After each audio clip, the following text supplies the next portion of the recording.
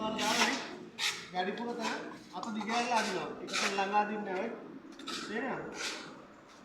කොහොම අදිනකොට ඔයාලටම තේරෙනවා අත ලෙවල් එකට යනවද නැද්ද කියලා. ඊට මේ අත ගන්න. එක තන අදින්න මේ කෑල්ල මොනවද කරන්නේ? කොහොමද අදන්නේ යනවා? දැකලා. මෙයාටම අදිනවා. දැන් අදහම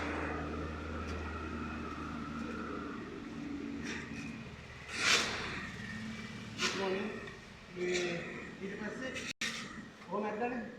ඔයා දැන් මේක ඔයාලට අදපු නිසා පාරවල් දිනන පාරවල් කරනවා නේද? නැකද? එක අතට. හරි?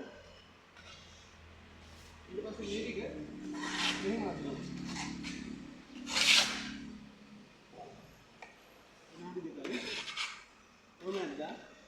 මේ අයිනාට අදින්න බැරි කෙනෙක් අයිනා අදින්නේ ආපහු මේකට. හරිද? එතකොට මෙතන තියෙන පාරවලුයි අඩුපාඩුයි වැකිනවා. තේරෙනව නේද? අප ඉක්මන් වෙන්න ඕනේ වැඩ වෙලදී. ඒක තමයි වැඩි කරන එක කරන්නේ ස්ලෝලි. හරි පස්සට.